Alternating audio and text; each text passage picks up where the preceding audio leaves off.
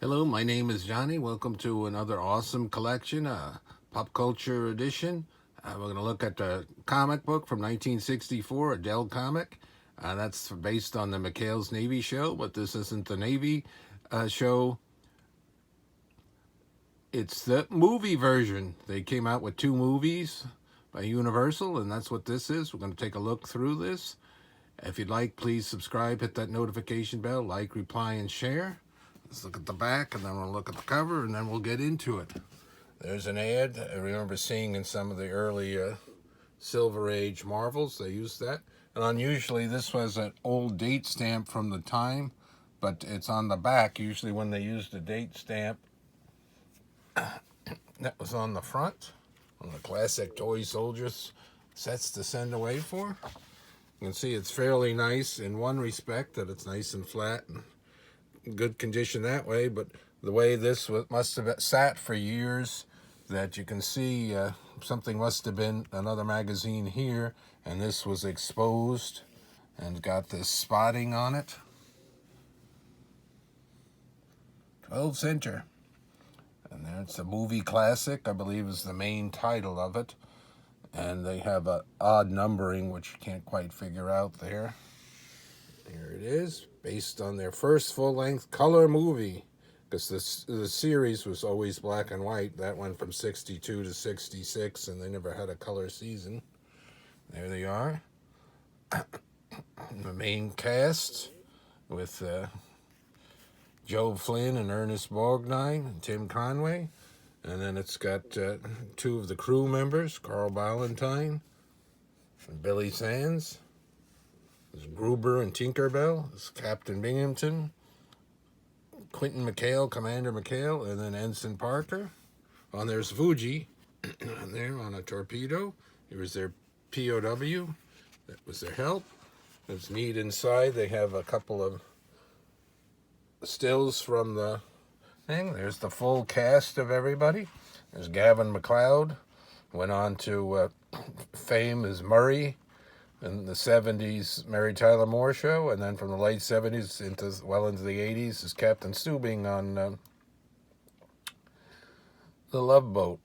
The rest of the cast and some of the guest cast, including George Kennedy, was in a lot of movies, shows.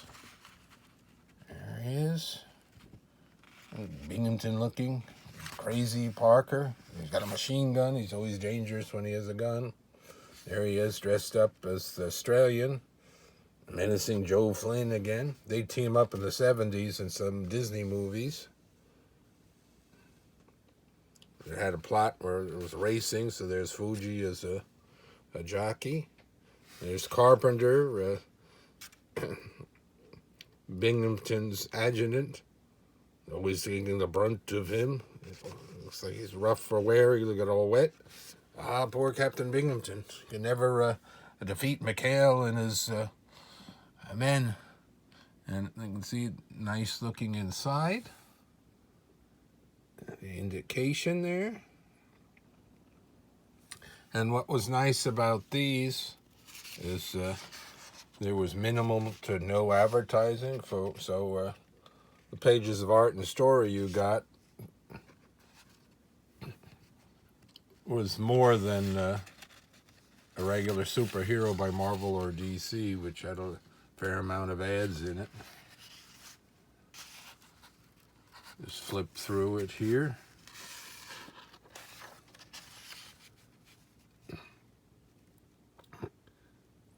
They don't usually give artists and writer credits on these. So they must have used a lot of stills and stuff as photographs of what the actors look like and pretty much tell who they are. There's Parker, Tim Conway had a machine gun. That's never safe. Getting Captain Binghamton out of the water.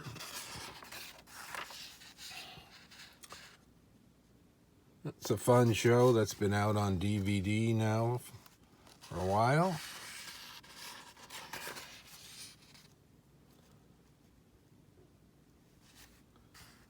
If you've never seen it, it's funny for old style humor. military humor.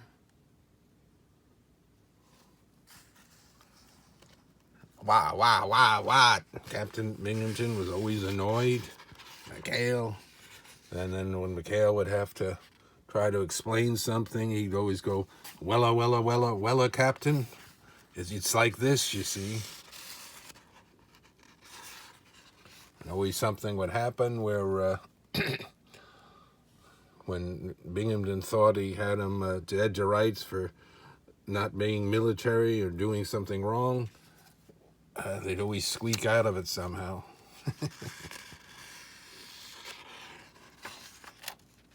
There's a submarine. There's the PT boat. They had one reference with a vague reference to Kennedy and his PT boat.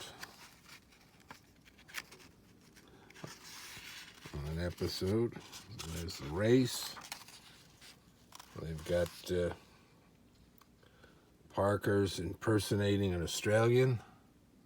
That was funny. He had that stick and he kept hitting him. And of course, eventually he figures out it's Parker, but not for a while.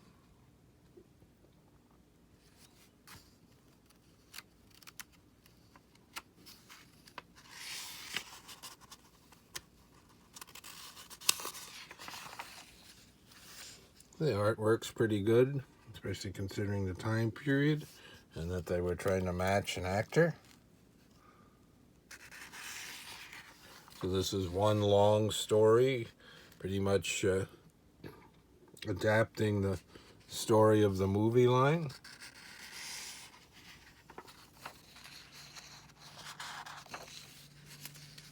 So no interior ads except on the back cover there. Very cool. Look at this, and then he's saying I could just scream, because that's one of Captain Binghamton's lines that he's always saying about his crew. Ad for stamps.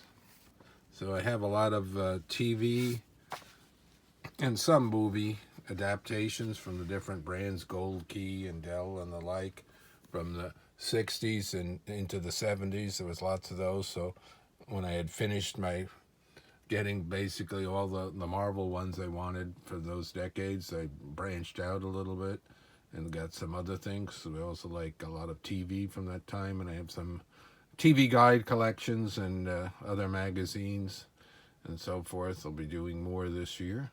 This is a look inside a Dell comic, 1964, Silver Age time period. Till next time, thank you for watching.